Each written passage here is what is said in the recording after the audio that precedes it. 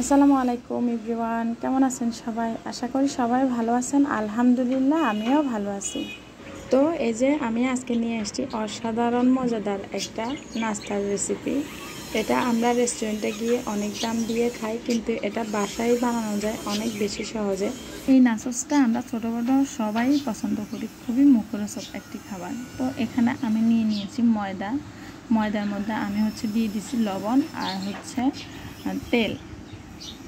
আমি সয়াবিন তেলটাই দিয়েছি, দিয়ে আমি একটু মেখে নিয়েছি, মিক্স করে নিয়ে এখন আমি দিয়ে দিয়েছি পানি দিয়ে নর্মাল পানি দিয়েছি। পানি দিয়ে আমি ডোটা মুথে নিয়ে আমি রেস্টে রেখে দিয়েছিলাম 20 মিনিটের জন্য। 20 মিনিট পরে এসে আমি এগুলা একটু মোটা মোটা করে রুটি বেলে নিয়েছি।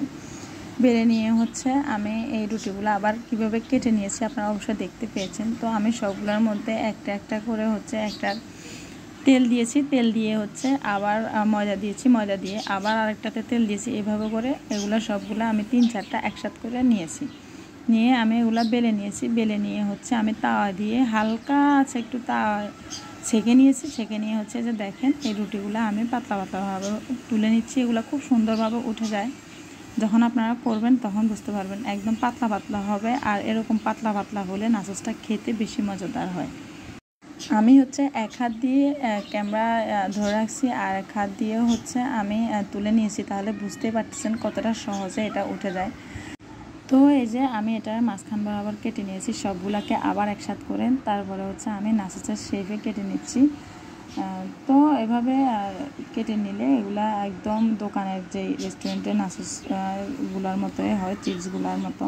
তো এখানে আমি নিয়ে নিয়েছি মুরগির মাংসগুলোর ভিতরে আমি দিয়ে দিয়েছি রসুন বাটা, আদা বাটা, মরিচ গুঁড়া, লবণ আর গোলমরিচ গুঁড়া দিয়ে আমি একটুখানি সয়া সস দিয়ে দিয়েছি। দিয়ে আমি এগুলাকে ভালো করে মেখে নিয়েছি এবং রেস্টে রেখে দিয়েছিলাম আমি 10 মিনিটের মতো। আমি রেস্টে রেখে দিয়ে এগুলাকে এরপরে ভাজি করে ফেলছি। তো এগুলা একটু হালকা ভাজি করতে হবে। আমি কড়াইতে তেল দিয়ে দিয়েছি আর গোস্তগুলো দিয়ে দিয়েছি। এগুলাকে সুন্দর করে ভাজি করে নিতে হবে। এই ভাজিগুলো করার সময় এত সুন্দর একটা ফ্লেভার আসে যেটা বলার বাইরে, খুবই দারুণ লাগে। এই গোস্তগুলোর কারণেই নাচসটা খেতে আরও বেশি মজাদার হয়।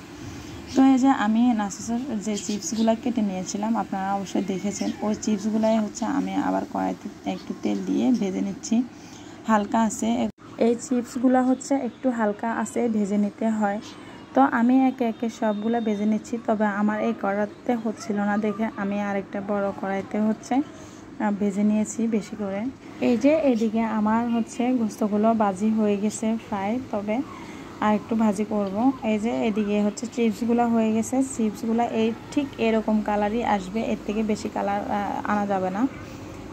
এই কালারটা আসলে একদম মচমচে হয়ে যাবে। এখানে আরও কিছু চিপস আছে, আমি এবারে বড় কড়াইতে দিয়ে দিয়েছি, দিয়ে আমি ভাজি করে নিচ্ছি। তো একে একে সবগুলা চিপস এভাবে করে ভেজে নিতে হবে, একটু সময় লাগবে। এই চিপসগুলো ভাজতে যে সময়টা লাগে এই সময়টুকুই শুধু। তো আমি তেল কম ছিল বলে আমি অল্প করে তেল দিয়েছি। তেল বেশি থাকলে বেশি তেলের মধ্যে দিয়ে দিলে একসাথে অনেকগুলো ভেজে ফেলা যায়, আর চিপসগুলো খুব দ্রুত হয়ে যায়। এগুলো একদম পাতলা পাতলা, তো তেলের মধ্যে দিলে এগুলো মচমচে হয়ে যায়, খুবই দারুণ। যাই হোক, আলহামদুলিল্লাহ আমার এভাবে করে এই তেলগুলো দিয়ে আমি সবগুলো ভেজে ফেলছি। এই যে দেখেন চিপসগুলো কেমন হবে, একদমই এরকম হবে, একদম মচমচে হয়ে গিয়েছে এগুলা।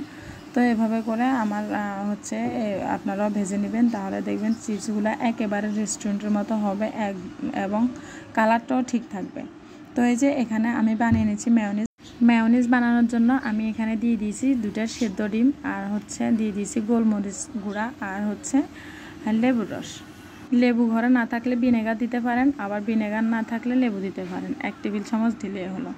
তারপরে আমি দিয়ে দিয়েছি গুঁড়া দুধ আমি এখানে 2 টেবিল চামচ দিয়ে দিয়েছি।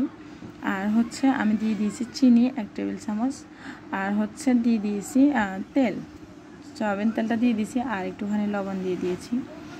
তো হালকা একটু পানি দিয়ে দিয়েছি, পানিটা না দিলে আবার এটা ব্লেন্ড হবে না। আমি রসুন দিয়ে দিয়েছি, আমার কাছে মেয়োনিজে একটু বেশি রসুন দিলে ভালো লাগে। তো এই যে আমি ব্লেন্ড করে নিচ্ছি মেয়োনিজগুলো। এই মেয়োনিজগুলো আমার বাচ্চারা এত পছন্দ করে যেটা বলার বাইরে। ওরা এই মেয়োনিজগুলো এমনি খেয়ে ফেলে, ওদের কাছে মজা লাগে। যাই হোক, তো এই যে আমার মায়োনেজগুলো রেডি, আর নাচসগুলো হচ্ছে একেবারে রেডি। তো এই যে আমি এগুলো পরিবেশন করে নিয়েছি। আমি প্রথমে নাচসগুলো দিয়েছি, তারপর হচ্ছে মাংসগুলো দিয়েছি, তারপরে হচ্ছে আমি মায়োনেজগুলো দিয়ে দিয়েছি, এভাবে আবার নাচস দিয়েছি। এভাবে করে আমি স্তরগুলো সাজিয়ে নিয়েছি। এই প্লেটটা হচ্ছে আমার হাজব্যান্ডের জন্য নিয়েছিলাম। ও হচ্ছে টমেটো সস দিলে ওর কাছে টক লাগে, খেতে পারে না, এই জন্য। তো আমার এগুলোতে হচ্ছে আমরা টমেটো সস দিয়েছি। তো আমাদেরগুলা হচ্ছে এগুলা, আর হচ্ছে বাসার সবাই অনেক বেশি পছন্দ করেছে, আমার হাজব্যান্ড তো পছন্দ করেছেই। তো আপনারা হচ্ছে বাসা অবশ্যই ট্রাই করে দেখবেন। সবাই ভালো থাকবেন, আল্লাহ হাফেজ।